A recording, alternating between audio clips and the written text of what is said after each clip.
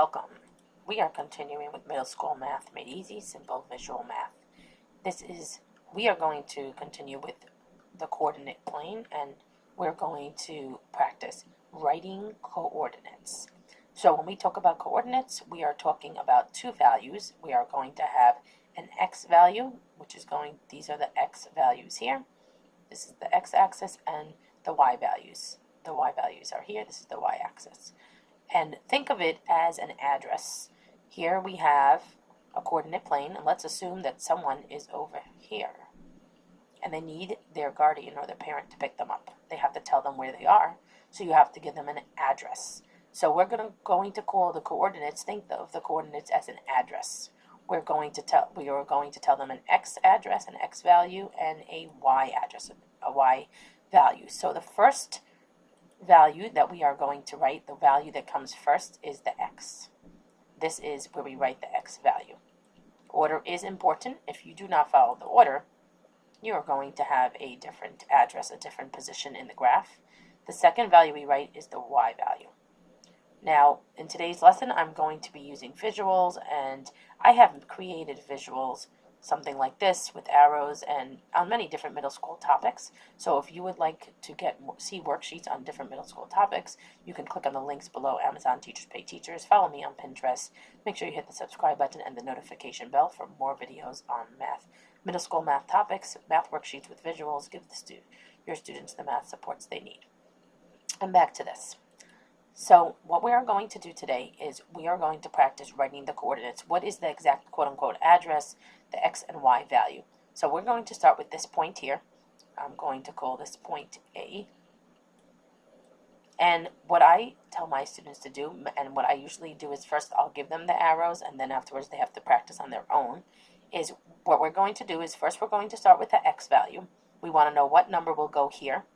So we're going to look to see which direction should I go to see where I quote-unquote hit the x-axis. Well, let's see. If I go this direction, I'm not going to hit the x-axis.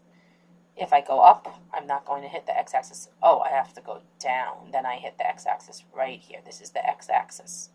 So I always need to know where the x and y-axis is. So here I go down, I hit the x-axis, and what number is this? 3.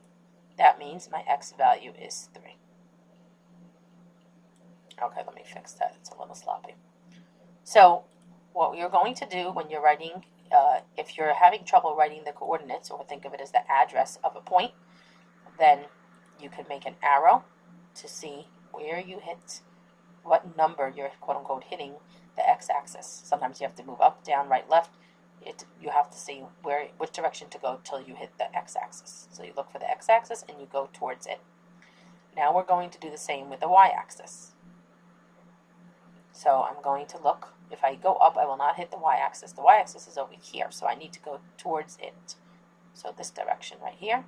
Again, if you're not sure with the numbers, sometimes students mix up the numbers 4 or 5. Then you can always count from 0. Remember the origin where the x and y meet. 1, 2, 3, 4. So this is 4. And then that means the y value of this point here, point A, is 4. So this is the point 3, 4. Now, let's say a student writes this. They write 4, 3. And you say, oh, you know what? It's the same thing. It's a 4 and a 3. No, this is not correct. Okay? You cannot switch the order here. Order is important. Just like for your name, most names, if you switch the letters of your name, it's not going to be the same name. Or if you switch your address, if you live by 67 Smith Street, and then you decide to switch it and say, well, just go to 76 Smith Street, it is not the same. They are not equal. You're not going to arrive to the same destination. So if you mix up the x and y values, you're going to have a different position in the graph. Let's do another example, and this time we're going to do an example from a different quadrant. So let's look at something over here. Okay, I'm going to call this point B, and let's write the coordinates of point B. So we are going to write an x value and a y value. an x coordinate and a y coordinate. Let me erase that because it looks kind of sloppy. So what we are going to do to find the x coordinate, let's say you are over here by this position and you want to tell them where to come to pick you up. Let's assume you were there. So they need to know where to go for the x and where to go, what number to go for the y. It's not always going to be positive. In this quadrant, the numbers are not all positive. So what we're going to do is we're going to see where does this point hit, quote unquote, the x-axis. So we're going to look for the x-axis, and we see that the x-axis is down here. So I need to go from my point down. We're not always going to go down, but if the point is here, anywhere here, then we're going to go down. And you see here, I hit the x-axis. And now, some students get confused. They see this number and this number. So let's just make sure this is our 0, -1, -2, -3, -4, -5. So this here is -5. So our x coordinate, or our x value, is -5. And now we need to find where does this hit the y-axis. So now we're going to look for the y-axis. I see the y-axis here.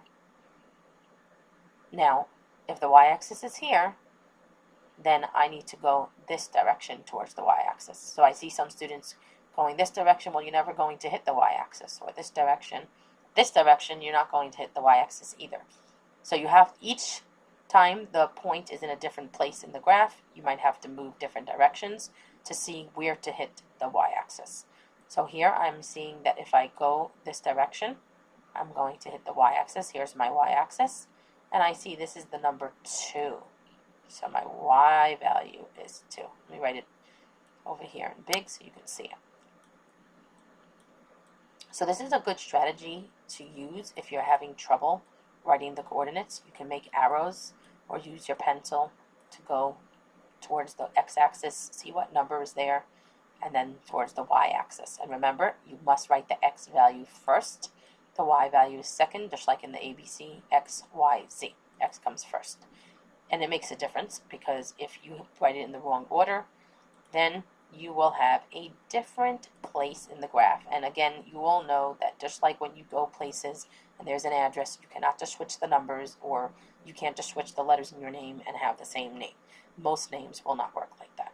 Okay, I'm going to do the rest. I'm going to go over examples of points in this quadrant and this quadrant in a different separate video because this video is getting quite long. I hope that using these steps and visuals are more helpful for you. And if you would like to see more worksheets with visuals and supports for you or your students, if you're a teacher or homeschooling guardian, to use after the mini lesson and after the guided practice, then please click on the links below on Amazon, Teachers Pay Teachers, and get the math worksheets with visuals. Give your students the math supports they need. Follow me on Pinterest. Make sure you hit the subscribe button and the notification bell. I have linked other videos of mine here. Please go check them out. Thank you.